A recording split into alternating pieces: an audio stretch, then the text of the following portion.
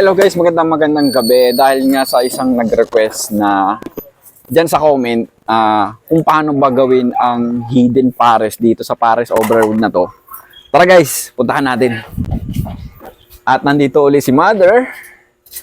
At siya po ulit ang mag-explain kung paano ba gawin ang kanilang Pares Overload. Tuloy po kayo. Nay, paano ba gawin yung Pares Overload nyo rito? Hello po, good evening po. Magandang gabi po sa inyong lahat. Bumalik si Kuya ulit, si CJ. And then ipapaliwanag ko po sa inyo kasi the last week, pinaliwanag ko lang Pares Overload. Hindi ko na-itemize kung paano po.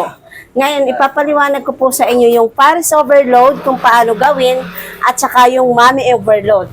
Bali dito po tayo ngayon sa Pares Overload. Paano po gawin ang Pares Overload sa amin? Ganito po yon.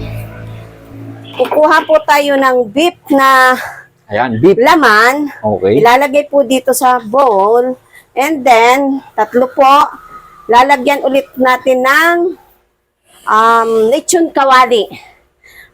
Yun po ang tinatawag sa amin na Pares Overload. Eto, may secret recipe kami dito na nilalagay. Ika nga, pampasarap yung secret recipe. Yan. Nilagyan po namin ng Pares Overload na lechon. And then, pakalagay po niyan, lalagyan po natin ng eto po, yung sabaw ng pares. Uy, yung Lalagyan po natin ng sabaw ng pares po. Ito yung secret daw na.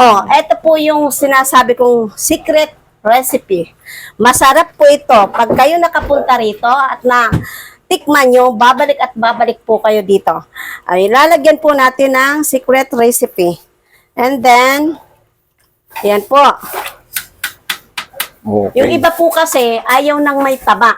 Pero yung iba po, gusto ng taba ng baka. Depende po sa customer. Tatanungin po namin if kung gusto nila ng taba ng baka, nilalagyan po namin. Pag ayaw naman po ng customer, hindi po namin nilalagyan. Tapos po, ang kasama po nito is kanin. Kasama po nito kanin. Isang kanin po, kukuha po ako, yan ma'am, kukuha po ako dito sa kanin.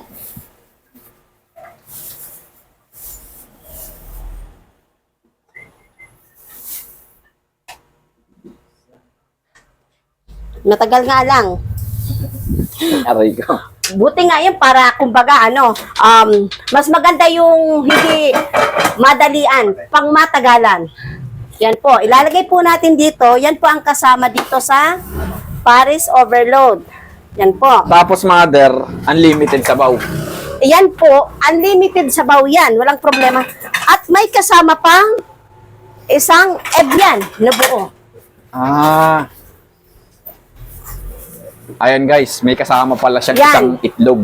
Yan po ang sinatawag sa amin dito na Pares Overload po. Okay guys, yung nag-comment dyan, ganito gawin ang Pares Overload dito sa Hidden Lugawan. Okay guys, maraming salamat dyan sa mga nanood dyan. Subscriber, bye-bye!